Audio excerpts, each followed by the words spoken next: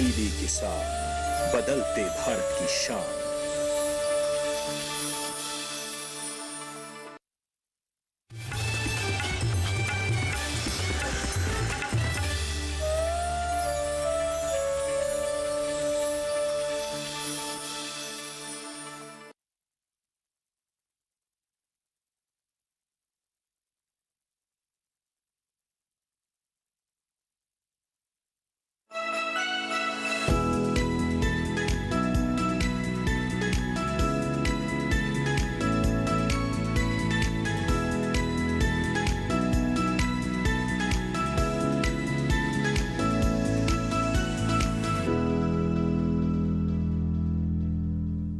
नमस्कार, स्वागत है आपका कृषि दर्शन में। आपके साथ मैं हूं अंजू सिंह।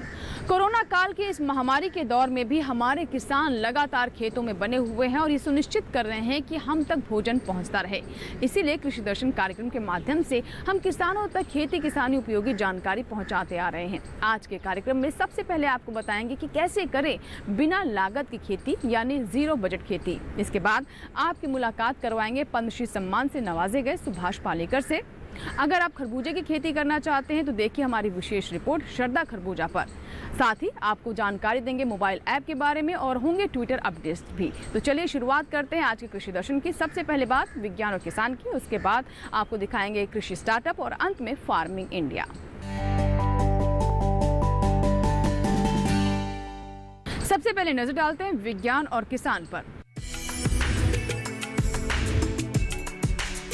आज के दौर में कृषि में बढ़ती लागत हमारे किसानों के लिए एक बड़ी समस्या है, जिसके चलते वो कर्ज के बोझ के तले दबते जा रहे हैं। जो भी कुछ कमाई उनकी फसल बेचकर होती है, उसका बड़ा हिस्सा उन्हें अगली फसल को उगाने में लगाना पड़ता है। ऐसे में इसका एक समाधान है जीरो बजट खेती, जिसमें लागत बिल्कुल भी नहीं होती है। कैसे हमारे किसान जीरो बजट खेती अपना सकते हैं और क्या है इसके लाभ, आइए जानते हैं।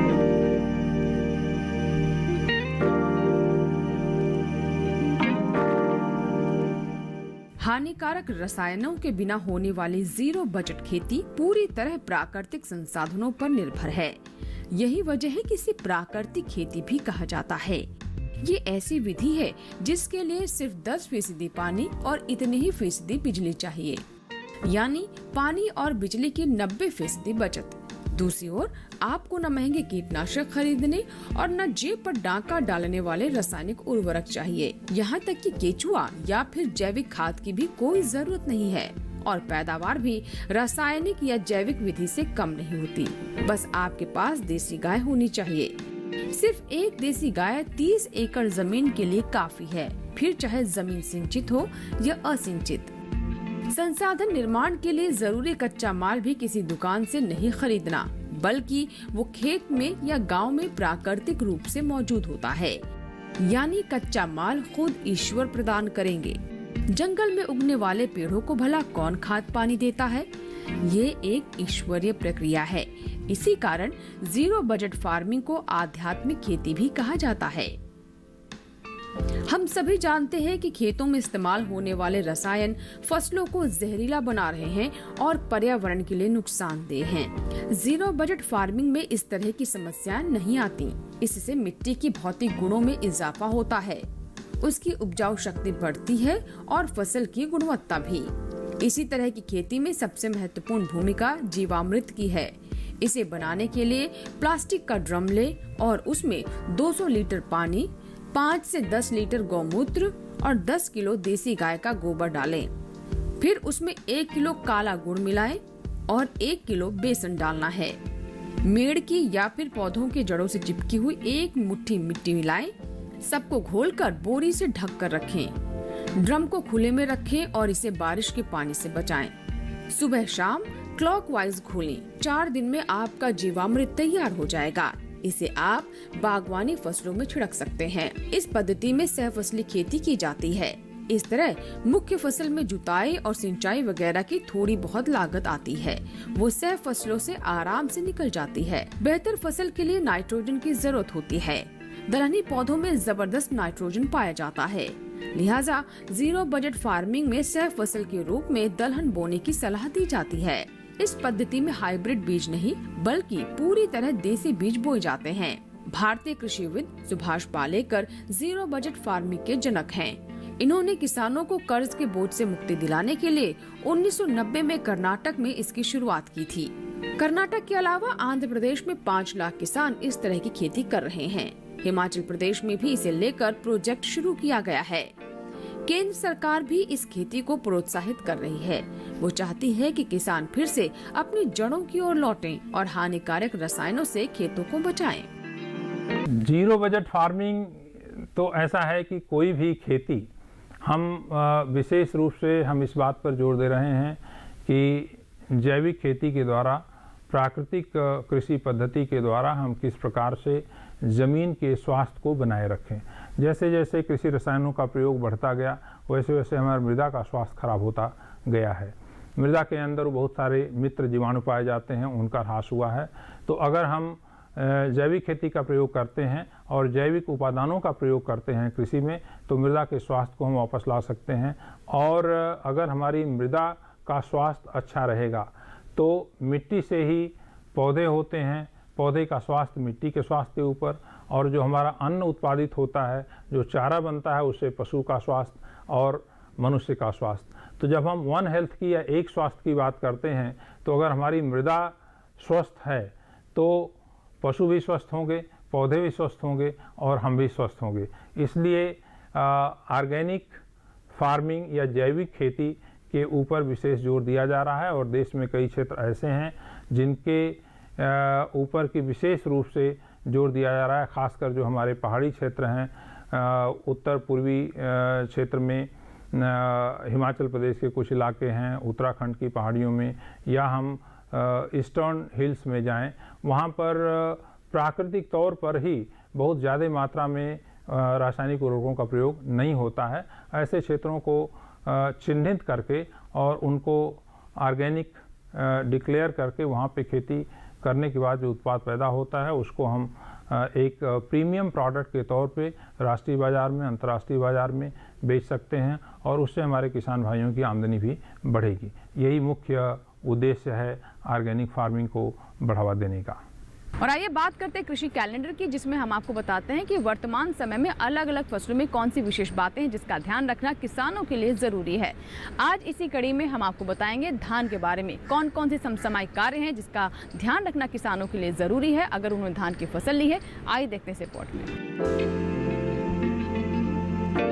इस माह में धान की फसल में प्रायः बालियां आ जाती हैं और उनमें दानों का विकास भी आरंभ हो जाता है। अतः इस अवस्था पर धान में नमी की कमी नहीं आनी चाहिए और आवश्यकता अनुसार सिंचाई करते रहे।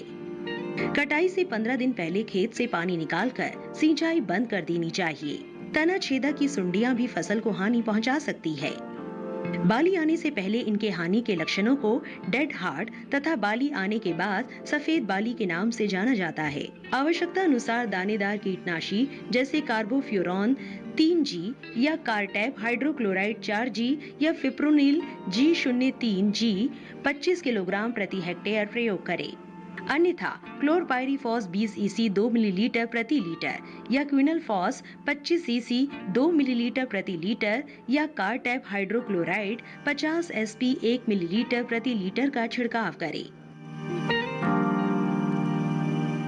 इसी के साथ ही यहाँ वक्त हुआ एक छोटे से ब्रेक का। ब्रेक के बाद जब वापस आएंगे तो बात करेंगे कृषि स्टार्टअप की।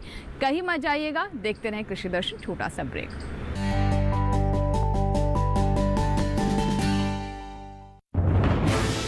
कोरोना वायरस के खतरे से बचते हुए फसल की कटाई, बिक्री, खरीद, नई फसल की जुताई और बुआई सुरक्षित हो सकती है अगर हम लगातार हाथों को साबुन और साफ पानी से नियमित अंतराल पर धोते रहें। नाक, मुंह को मास्क, गमछे या कपड़े से ढक कर रखें। आंख, कान, नाक, मुंह न छुएं। आपस में 2 गज की दूरी बनाए रखें। मास्क और 2 गज की दूरी के मंत्र को अभी हमें छोड़ना नहीं है। फसलों की बुवाई एवं कटाई करते समय आपस में कम से कम 2 गज की दूरी बनाए रखें। फसल की कटाई करने के बाद छोटे छोटे ढेरों में इकट्ठा करें। कृषि के औजारों की समय समय पर सफाई करें। एक दूसरे के साथ औजारों की अदला बदली न करें। श्रमिकों के शौचालयों और हाथ धोने की जगह की ठीक से सफाई जरूरी है। बुआई, कटाई एवं मड़ाई के दौरान इस बात का ध्यान रखें कि इन स्थानों के आसपास कोई थूके नहीं। कंबाइन, हार्वेस्टर, थ्रेशर, जुताई और बुआई की मशीनों को इस्तेमाल से पहले साफ करें। मशीनों के इस्तेमाल से पहले और इस्तेमाल के बाद हाथ साबुन से साफ करें। वाहनों, बोरियों, थैलियों और पैकिंग के दूसरे सामान की साफ सफाई पर भी खास ध्यान दें। खरीद केंद्र पर आने से पहले किसानों एवं श्रमिकों की जांच। खरीद केंद्रों पर भीड़ न लगाएं एवं किसानों को बारी बारी से बुलाएं। गोदामों पर खरीदी हुई फसल को लेने में शीघ्रता करें ताकि किसानों एवं श्रमिकों को रुकना ना पड़े। कोरोना के खतरे से बचाव और अधिक जानकारी के लिए आरोग्य सेतु ऐप डाउनलोड करें। देश में खाद्य सुरक्षा के ये सिपाही भोजन की निरंतर उपलब्धता को सुनिश्चित करते हैं। किसान स्वस्थ रहें तभी हम कोरोना वायरस से जीत पाएंगे, आगे बढ़ पाएंगे। किसान सबल, देश प्रबल।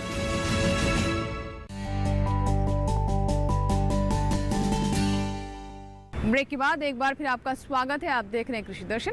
आइए बात करते हैं कृषि स्टार्टअप की, जिसमें हम आपकी मुलाकात करवाते हैं पद्मश्री सम्मान से नवाजे गए किसानों से। रासायनिक खेती से फसलों को काफी नुकसान होता है और साथ ही किसानों की लागत भी बढ़ती है। आइए आपकी मुलाकात करवाते हैं पद्मश्री सम्मान से नवाजे गए सुभाष पालेकर से, जिन्होंने किसानों को बताया कि कैसे कम लागत या फिर बिना लागत की भी खेती संभव है, जो कि पर्यावरण के भी अनुकूल है और मानव स्वास्थ्य पर भी इसका बेहतर असर होता है। तो आइए देखते हैं कि किस तरीके से कर सकते हैं ऐसी खेती। आइए नजर डालते हैं सुभाष पालेकर की कामयाबी की कहानी पर।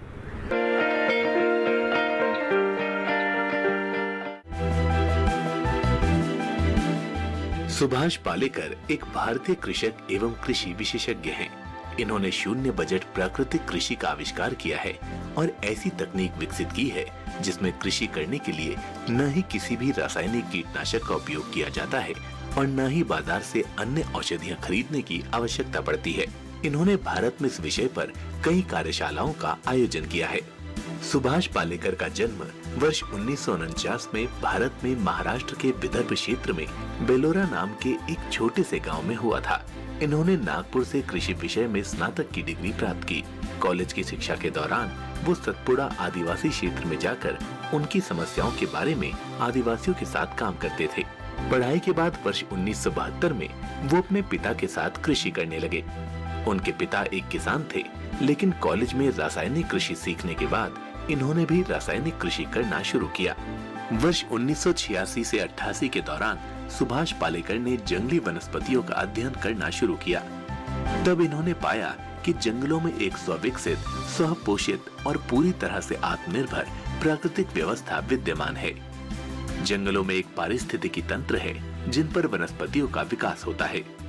उन्होंने प्राकृतिक व्यवस्था का अध्ययन किया और वर्ष 1979 से 1995 के दौरान जंगल की उन प्राकृतिक प्रक्रियाओं का अपने खेत पर परीक्षण करके देखा। इन 6 वर्षों के शोध कार्य के दौरान उन्होंने 154 अनुसंधान परियोजनाएं पूर्ण की।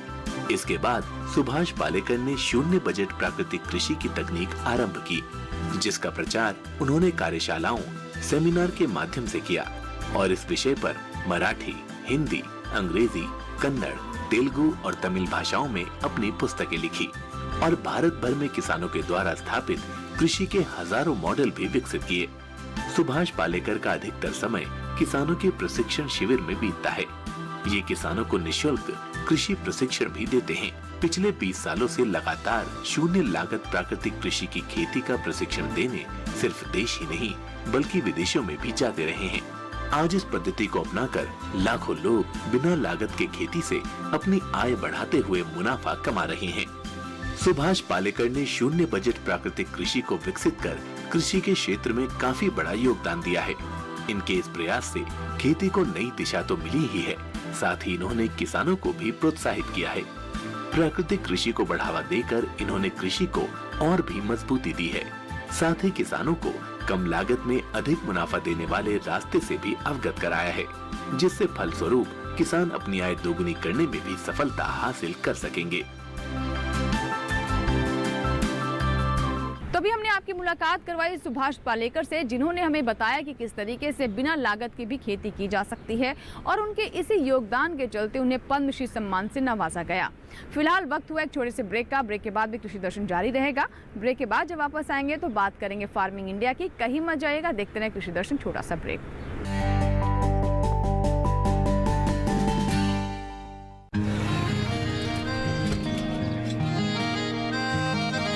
क्या बात है भाई, आजकल तो काफी खुश नजर आ रहे हो। क्यों ना हो, अब मैं ऑर्गेनिक खेती जो कर रहा हूँ ये पूरा प्राकृतिक है, ऑर्गेनिक है। इसमें हमारे खेत, हमारी फसल और हमारी जेब सब फायदे में होते हैं और इसमें लागत भी कम है। जी हाँ, आप भी ऑर्गेनिक खाद का प्रयोग करें, अपनी फसल और मिट्टी को तंदुरुस्त बनाएं और आपकी आमदनी में इजाफा करें। अधिक जानकारी के लिए किसान call centre toll free number 1800-180-1551 पर कॉल करें और लॉग ऑन करें kisan.gov.in और farmer.gov.in। कृषि और किसान कल्याण मंत्रालय द्वारा किसान हित में जारी। किसान भाइयों, गांठ बांध लो, गांठ बांध लो। बहुत बहुत है काम की, समृद्धि के पैगाम की।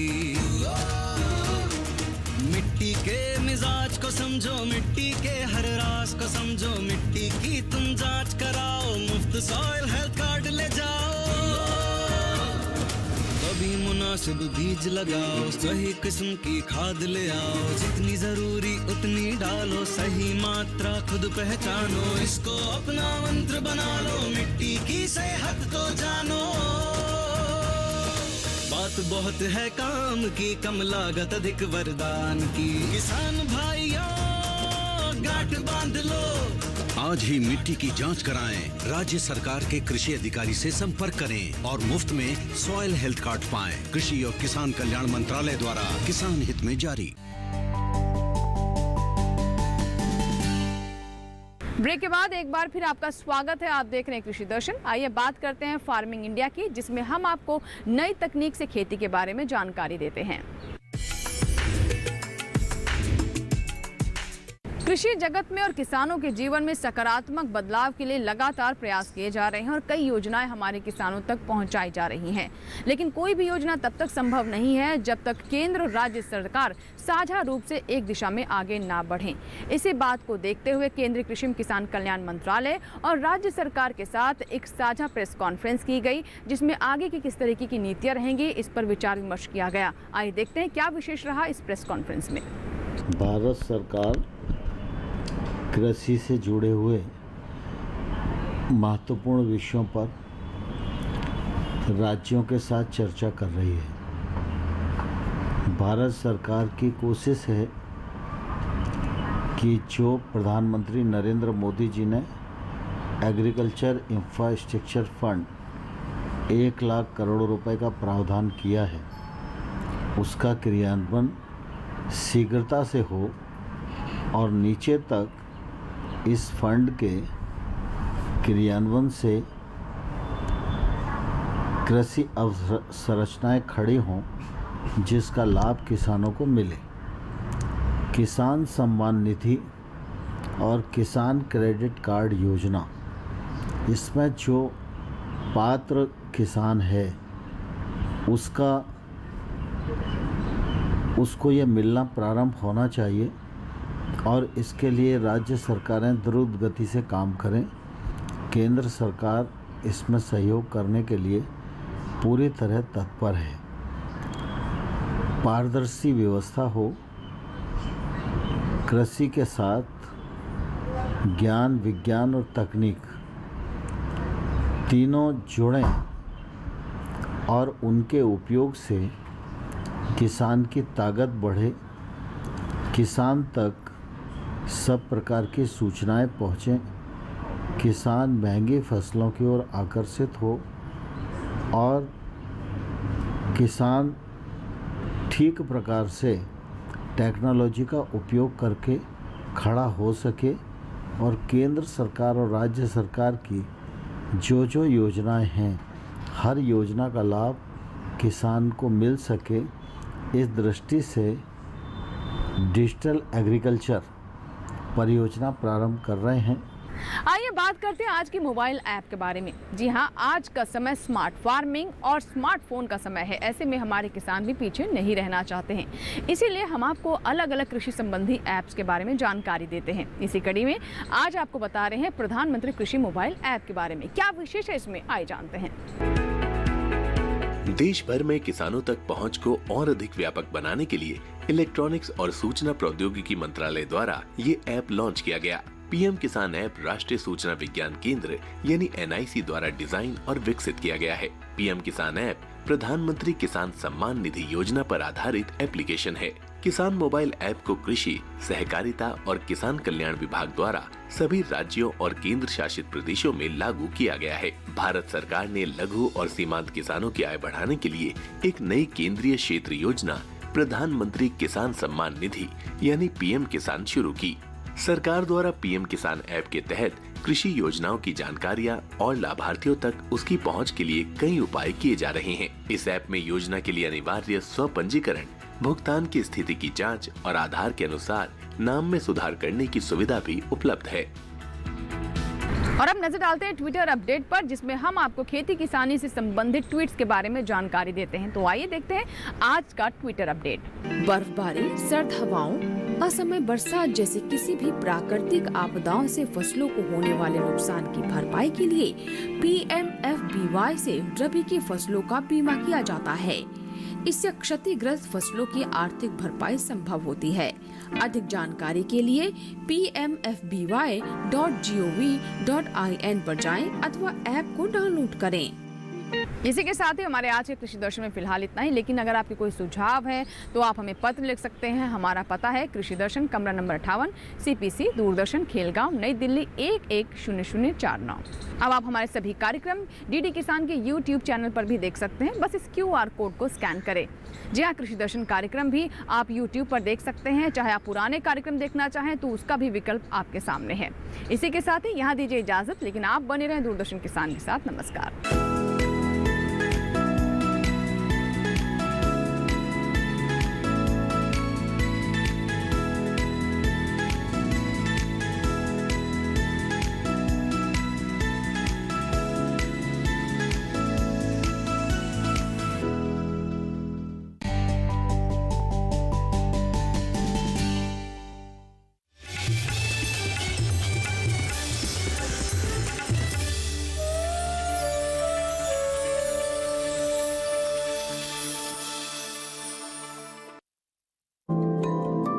पर्यावरण भारत की चिति, देश का स्वभाव।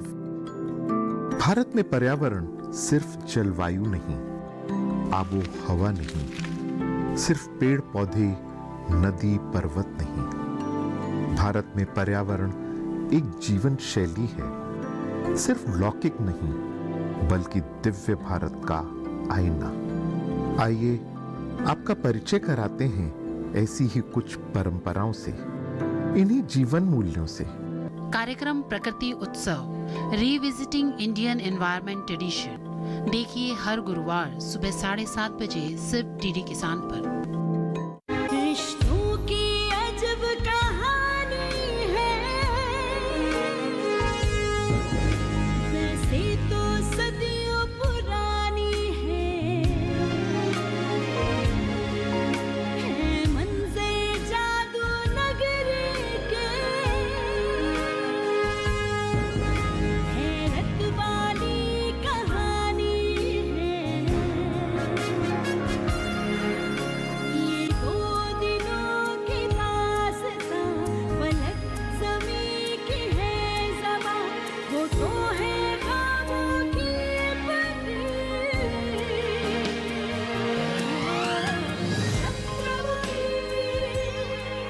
क्यों मारते हो बेटियां जब पूजते हो कंजकी,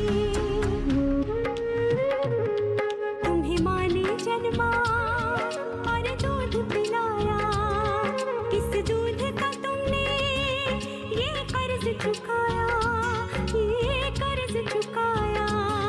बेटी की हत्या का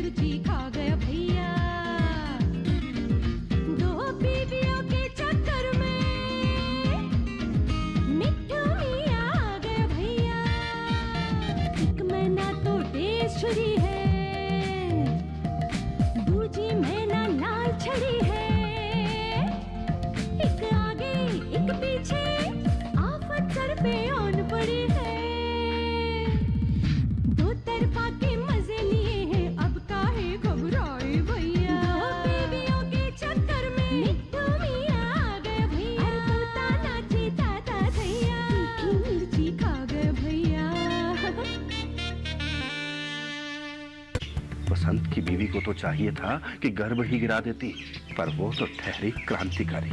मुझे तो ऐसे लगता है कि आप ठेकेदार से डरते हैं। तूने जो पाप किया था उसकी सजा बहुत बड़ी है। पहला फौजी देखा जो लड़ना नहीं चाहता। अगर लड़ना है तो दिमाग से लड़िए। तो क्या दीवान सिंह पर पहले भी ठेकेदार ने हमला करवाया था? जनधन योजना के तहत 0 बैलेंस के साथ खोले जाने वाले खाते इस गांव के लिए क्रांति लाएंगे।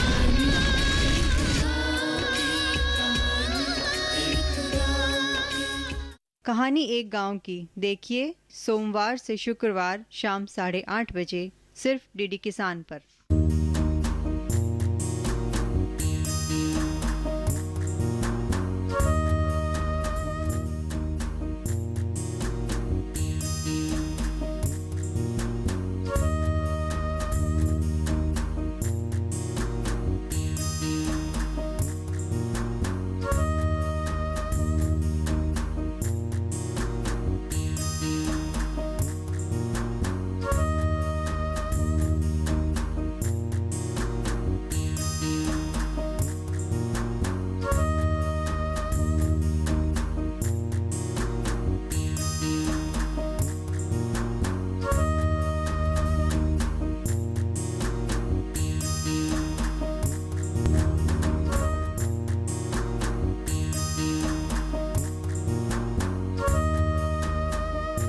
भारतीय खेती में तिलहन का मुख्य स्थान है। देश में तिलहनों में सुधार करने के लिए भारतीय कृषि अनुसंधान परिषद यानी ICAR ने अप्रैल 1967 में अखिल भारतीय तिलहन समन्वित अनुसंधान परियोजना की स्थापना की थी। 5वीं पंचवर्षीय योजना में तिलहनों, विशेष रूप से राई सरसों पर अनुसंधान कार्यक्रम को और भी सुदृढ़ बनाया गया। 28 जनवरी 1981 को हरियाणा कृषि विश्वविद्यालय हिसार में राई सरसों के लिए प्रथम परियोजना समन्वय इकाई की स्थापना की गई।